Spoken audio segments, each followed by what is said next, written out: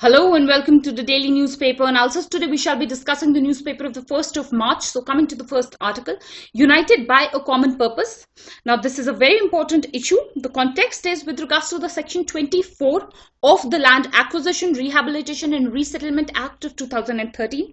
Now what you need to understand is that this section under this particular act is a controversial one. There is frequent litigation under this particular section, and the issue that has emerged out of this is that there has been a controversy or a conflict between the judges of the Supreme Court, which has made this entire issue important. Now, what is the controversy? We shall be delving into that a bit later, but some background is what you should know. First and foremost, you need to know about the land acquisition laws within India. Now, one thing that you need to know first is that land acquisition has always been a controversial issue. The government has claimed that it needs land for developmental purposes of the country, but citizens have always complained that often this land acquisition is done in an opaque manner and the rights of the citizens is something that is not considered. So this is one issue which has always been a controversial one. Now the first law that is involved here is the 1894 Act. Now this, as you can very much see, this is a colonial era act, but even after independence, land acquisition in India was made under this act. So it itself is reflective of how biased the system was. This act, being a colonial act, was made much more in the favor of the government rather than with a citizen-centric approach. However, this act continued up till the year 2013, when finally this act was impeached and a new law came into existence, which was known as the Land Acquisition, Rehabilitation and Resettlement Act of 2013. So this is something that you need to know. However, it made some major changes. It made some citizen-centric orientation is what this act introduced. For example, a 70% approval of citizens was required for any acquisition of land by the government, and an 80% approval or consensus was what was required for land acquisition by a private entity. So that is something that you need to know here. Another thing that is important is that it made mandatory an environmental impact assessment and a social impact assessment. So these kind of features were what were added to this particular act. However, it was in the year 2015 that an ordinance was what was introduced to this particular act, and this is something that is important because this ordinance was continuously promulgated for 3 times, and this made it very, very controversial. The government was criticized in this regard for bypassing the parliament. So that made this entire issue important even then. And as per this ordinance, the amendment to this act under this ordinance, some norms were what were diluted. For example, for some conditions, for 5 areas were what were enumerated. That was defense, infrastructure, rural infrastructure, housing, and these were the areas as per which the government could acquire land without following these strict norms under the LARR Act. So this is something that happened in the ordinance. However, now at present, the 2015 Amendment Act is what is pending in the Parliament. So you need to know that at present this is with the Parliamentary Committee and the Act has still not been passed. So what is still continuing is the 2013 Act. So this is something that is important. Another thing that becomes important is with regards to Section 24 itself. Now what is Section 24 of this particular Act? Now here you need to understand that this particular act was a retrospective one, which means that all the land acquisitions which the government had done after 2009 would be considered under this particular act and not under the Act of 1894. However, Section 24 dealt with a clause where all the acquisitions which the government had made prior to the year 2009, that means under the 1894 Act, some norms were what were laid down for those acquisitions. Now what Section 24 said is that if the government has acquired a land under the 1894 Act, but it has not still compensated the owner of the land, then in those selected cases, the land is again going to be transferred back to the owner, and a newer acquisition is what the government will have to do as per the new act. So this is what Section 24 talked about. Now, after Section 24, many cases came to the Supreme Court where people said that they were not compensated and the land was acquired before 2009, and as a result of which the land acquisition should be made as per the newer act. So this is what is the background of this. Now, one such case was the 2014 Pune Municipal Corporation versus Hari Chand Misrimal Solanki case. I'm sorry. Now, what happened in this particular case is that the Supreme Court gave a judgment. The government in its defense in this particular case said that the person who was demanding that the the particular land acquisition issue should be considered under the new act cannot be justified, because the government said that the government had proposed for making a payment to this particular person, but the person did not accept the payment at that point of time, and as a result of which the payment that was supposed to be made by the government for the acquisition of the land was refunded back to the treasury of the government. Now, these details are something that is not vital, but you should have some basic understanding. However, the Supreme Court in this case said that even if the person had not at that point of time claimed the payment that was being made to him, even in that case, the money as per the 1894 Act was supposed to be deposited in the court and not in the treasury of the government, as a result of which the Supreme Court ruled in the favor of this person against the government, and the land acquisition was then to be taken place under the new act. So this is what was the judgment of the Supreme Court. Now, in this background, some issues is what has emerged. Now, the issue is with regards to the Indore Development Authority versus Shailendra judgment. Now, this judgment has been given on the 8th of February 2018. So, this is what is the controversy. Now, you need to know that in the previous judgment, it was a judgment which was given by a 3-judge constitutional bench. And this judgment again was given by a 3-judge constitutional bench, but this judgment has refuted the previous judgment, and as per this judgment, the bench has noted this was a split judgment, that is a 2:1 judgment. 2 judges favored this judgment and 1 denied.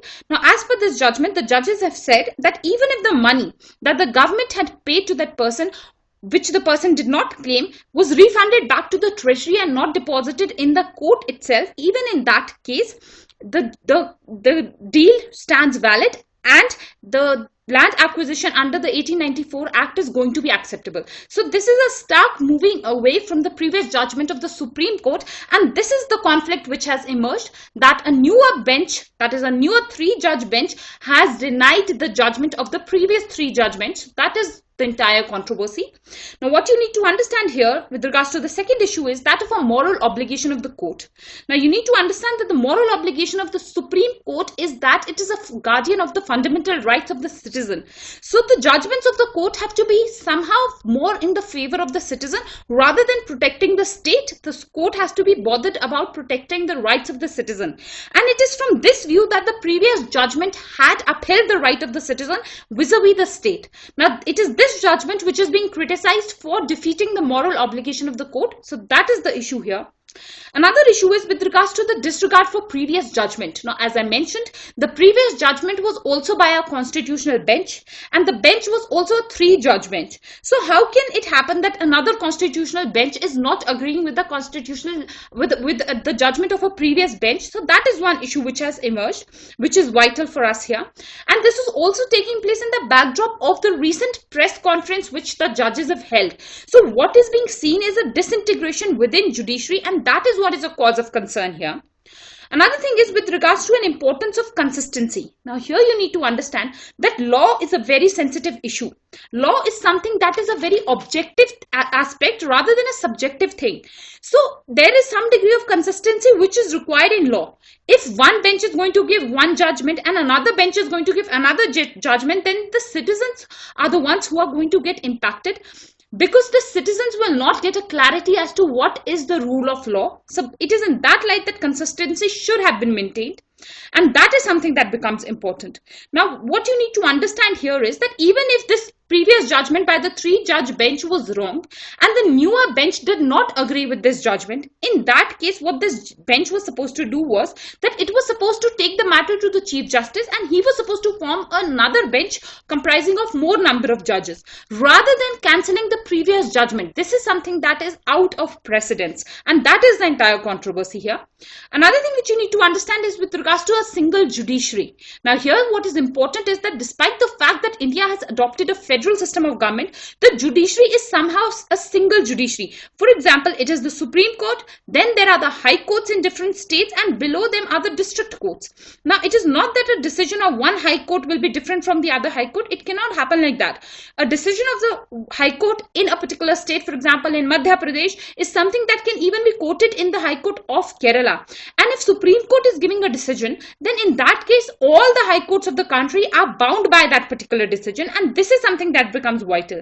That if there is a single judiciary structure in the country, then why is it happening that diverse judgments are coming by two benches of the courts, and that is the issue that is important here. Another thing that you need to know is that after this controversy, now a 5-judge constitutional bench is what has been held, and this constitutional bench is going to be headed by the Chief Justice of India, that is Justice Deepak Mishra himself. Another thing that you need to know, which is important, is with regards to a cohesive functioning of judiciary. Now, judiciary, as I told you, is a single judiciary in the country, and the institution has huge respect in the country.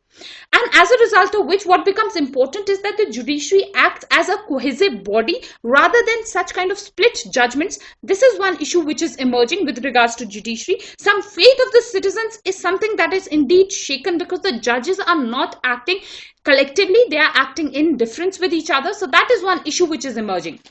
Another thing that is important here is with regards to the institutional integrity. Now, what you need to understand here is that what is integrity? We all study integrity in the ethics paper.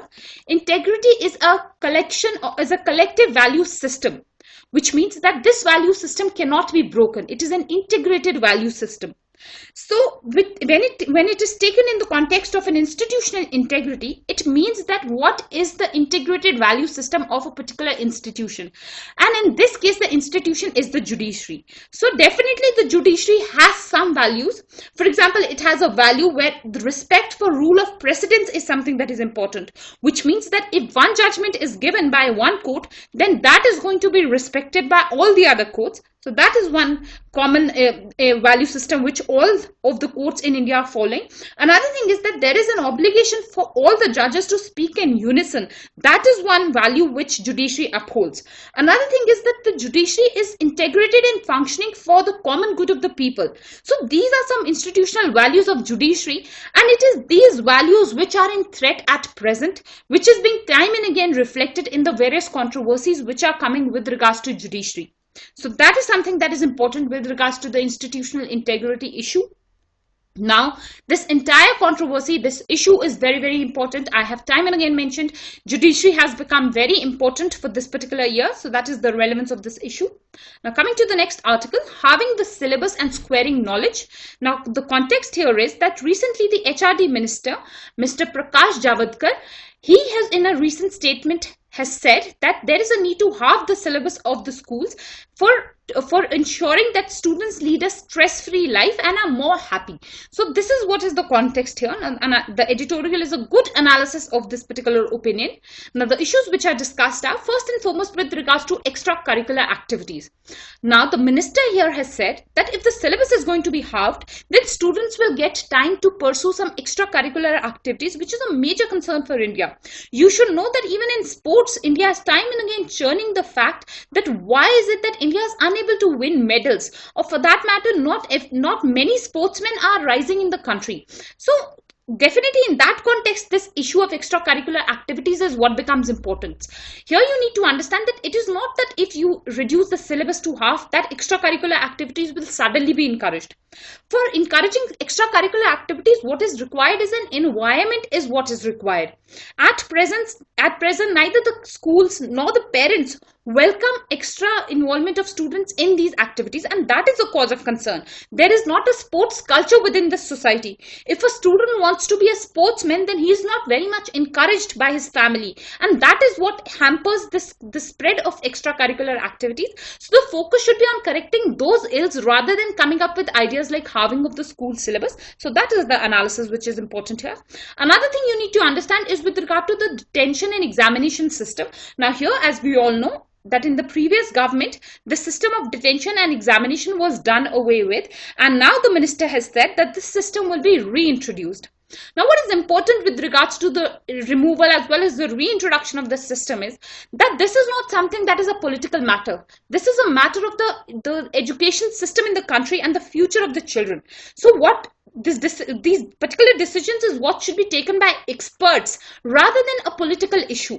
It cannot happen that again, if in the next term Congress government comes, then it will again remove this detention and examination system. So these kind of knee-jerk reactions is something that is not accepted and it is not important, it is not warranted. What is indeed needed is that some serious churning is what is done, and an efficient system is what the government comes up with. So that is something that is important with regards to this aspect of the decision by the HRD minister. Another thing which is important is with regards to the information overload and the outdated syllabus. Now here the minister has said that the editorial also has said that it is often criticized that the syllabus that is being followed in schools is an outdated one and there is an information overload for the students. For example, it can be argued that logarithms are something that are still taught in mathematics. But what is the purpose of logarithms when now in the present times no person will require to do such high degree of calculations? So that is one aspect which can be thought, but from another viewpoint, it cannot be denied that logarithms continue to have some importance even today. It is a matter of human intellect, which is something that should be focused on. So this is indeed a debatable issue, but yes, what the minister is holding in opinion is that there is an outdated syllabus and there is an information overload. So that is one issue. Another thing which is important is with regards to the academic anxiety, which is related to syllabus. Now here the editorial discusses that as per many studies, there is no direct relationship which is seen between academic anxiety as well as the syllabus. It is rather seen that this academic anxiety is not because of the syllabus, but rather it is a type of a performance anxiety which students are facing because of sheer pressure from their parents and peers. And that is what is a cause of concern which needs to be addressed rather than this issue of having syllabus. So that is one analysis. Another issue is with regards to aptitude. Now, aptitude is also a topic in the ethics paper, and we all know what aptitude means. Aptitude in general means an innate predisposition for a particular field or a particular career.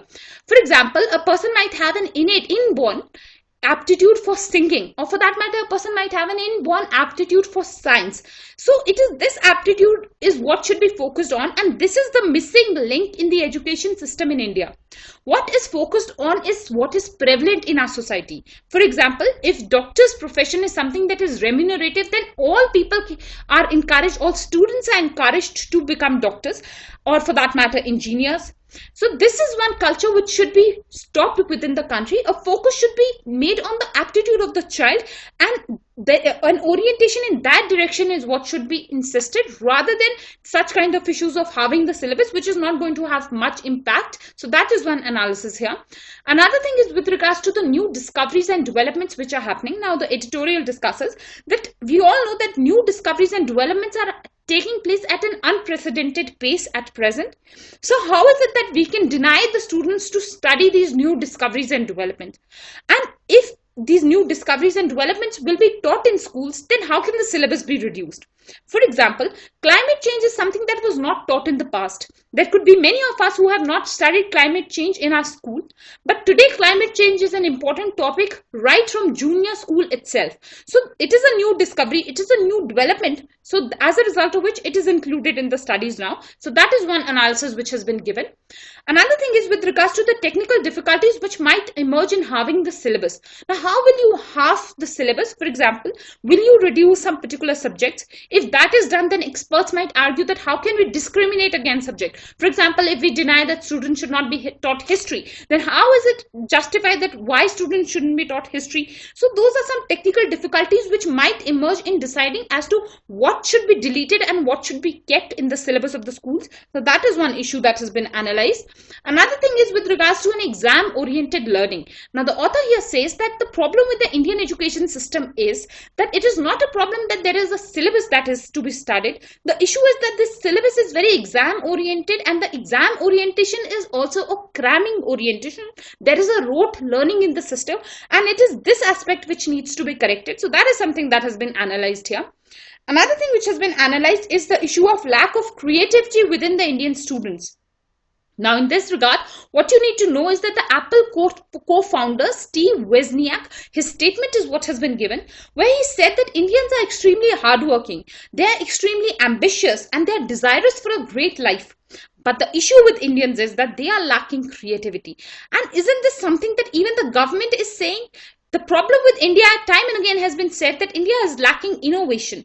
So isn't innovation also a type of creativity? So isn't this the major problem of the education system rather than the huge syllabus? So that is what the editorial is focusing on, that the government has to focus on inculcating creativity amongst the students rather than merely having the syllabus will not make much difference. So that is what is important.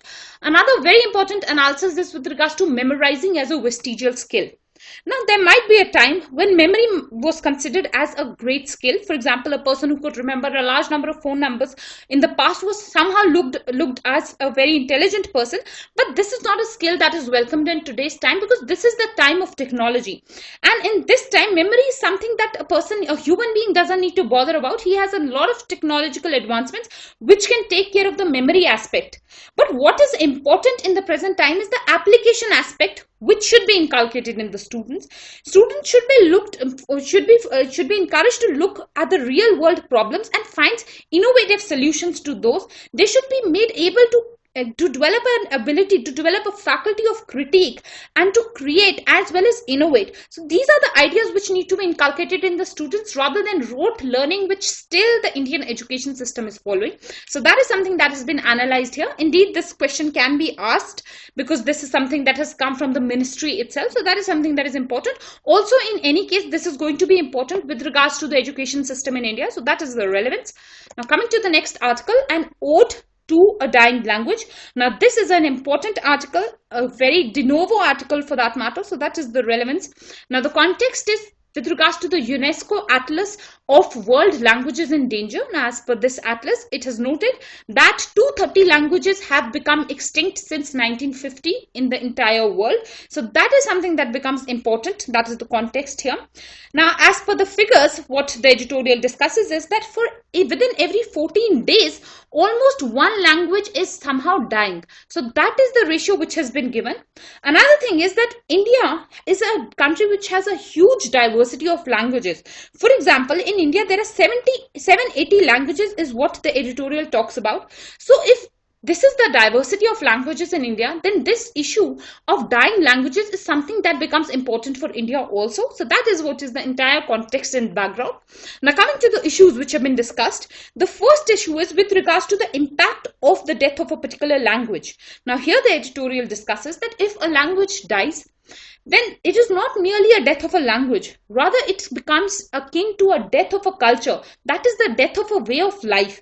It becomes a death of a particular way of thinking of that particular era. It is a death of a connection between the word and the world. So that is something that is the impact of a death of a language. It is multi-dimensional, and it shouldn't be seen from the single narrow vision of a death of a language. So that is one issue which has been discussed. Another thing which is important is with regards to the looming threat. Now here you need to understand that the futurists have warned that approximately 3,000 languages is what are threatened, and they might be disappearing within the time period of the next 10 years. So that is what is the looming threat. That is something that has been analyzed. Another thing which is important is with regards to the development model. Now here you need to understand that the development model that India took up was often criticized to be a Western oriented developmental model. Now here what you need to understand is that, for example, the Nai Talim education model, which was given by Gandhiji himself, this model advocated that education should be done in vernacular languages rather than one single language of the Western model. This is something that was not accepted in India. Our schooling model is largely very westernized, and often the education system is focusing less on the vernacular languages and rather more stress is given on English. Not only that, even if English is not considered as the language that the schools are following is the majority language. So that is one cause of concern, that because of this particular majority language use, smaller languages are what are now being disappeared. So that is the analysis which is important here. Another issue is with regards to the glamorization of English. Now it is an undisputed fact that in India there is an elitism associated with English, and this could be largely because of a colonial past, and this is a major cause of concern for the death of these particular vernacular languages. That is something that has been analyzed here. An example is what has been given. The editorial says that, for example, an illiterate man in India can speak approximately 4 to 5 languages, and still this man is not respected. Whereas a convent educated child can speak only one language, which is English, and still this person has much more respect. So this is the paradox that is existing in India vis-a-vis the glamorization of English language. So that is one issue which has been discussed. Another issue is with regards to the People's Linguistic Survey of India. Now, this is something that is important. The PLSI, this is the body which is responsible for protecting vernacular languages and other oral dialects within the country. And this body has also time and again mooted concern for the dying languages within India. So that is something that has been highlighted in the editorial. Another issue is with regards to oral languages. Now, oral languages are the languages which do not have a script, and these are the languages which are facing more risk of elimination. So that is something that is important with regards to the oral languages. Now, you need to understand here that the government of India defines a language as a form of life which is marked by a script, and this definition by the government of India is something that has been a final death knell to oral languages, because the oral languages have failed to meet the government definitions, and as a result of which the oral languages could not be preserved. And this is major cause of concern, because you need to understand that India is an oral society for very long. Our Vedas, our Upanishads, our scriptures were not something that were written down the moment when they were given. They rather were continued for long. Through generations, they continued as an oral practice, and it was very late that they were recorded. So this culture of oral society, or this culture of oral transfer of language, is something that is old in India, and as a result of which, what is important is that these oral languages be conserved. So that is one important analysis. Another thing is with regards to digitalization. A fear is what is being generated that in the aftermath of digitalization, which is also largely focused or largely oriented with regards to the English language, it might further impact the conservation of these minority languages. So that is one analysis which has been given. Another very important analysis is with regards to the relationship with ecology. Now, what the editorial discusses is that a death of a particular language is somehow related to the death of an ecology. For example, in the coastal India, there are a lot of languages which are spoken by the coastal populations. But what is happening is that with the development of industry in these regions, these societies are being eliminated, and as a result of which their culture and their language is also dying. This is also the case with tribals and tribal languages. So that is what has been analyzed. That is the link between language and ecology, and this is an important analysis. Another thing is with regards to loss of language as a loss of human capital. Now, this is something that is problematic in India, because a loss of language is not being viewed as a loss of human capital, and that is a major cause of concern, which is not generating the opinion against loss of a particular language within the country. So that is something that has been highlighted here. Another thing is with regards to a trustee of diversity. Now, the editorial here discusses that India has a number of dialects, it has a number of languages. As I mentioned before, also India is home to approximately 780 languages. So in such a scenario where India has such a heritage and diversity, India should act as a trustee of this particular diversity. It should protect this diversity for its future generations and for the entire world at large. And it should not act in a direction where it is not protecting these languages. So that is what has been highlighted here. Another thing which becomes important is with regards to globalization. Now, globalization is often criticized for creating a standardization of culture, and this is what is happening within India also, and globally also. This is the reason because of which these minor dialects is something that they are dying, and these languages are not being protected. So that is the criticism against globalization. At present, the debate between globalization and anti-globalization is very much in news. So there also this idea can be used. Another issue is with regards to language versus dignity. Now, you need to understand that a language can only exist if some dignity is given to an individual who speaks that language. If a person speaks a particular language and the country is not giving him dignity for speaking that language, then today or tomorrow that language is going to die a death. So that is what has been analyzed. That dignity aspect is what should be restored to the languages within India, and this is something that is an important analysis here. Another thing is with regards to an innovation of a community. Now, this is what a language is. This is a keyword which you have to use, that a language is an innovation of a community. So if a language is going to die, then this innovation of this particular community is also going to die. And this is something that should not be acceptable in any civilized society. And that is something that has been analyzed here. Another thing which has been advocated is a new model for translation. Now, this is something that is important. At present, the model for translation which India is following is an old model for translation. As per this model, whenever there is a regional work, it is largely converted into or translated into English. Now, here the author is saying that under the new model for translation, these regional works should be translated into other regional languages. So that is something that becomes important for us, that if we follow this new model for translation, then maybe these languages can be conserved.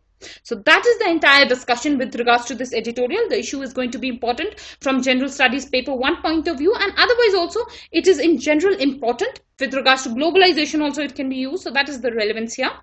Now, coming to the next article, against human rights. Now, the context here is with regards to the World Justice Project Index and the rising encounter killings, especially in the state of Uttar Pradesh. Now, here you need to know with regards to this particular index that India has again performed poorly in this index. Amongst 113 countries, India has got a rank of 62, and this is something that is unwelcoming. Also, in the criminal justice system, India has got a rank of 66 out of the 113 countries, and even Nepal has performed better than India. So this is indeed a matter of shame for India. So that is one issue here.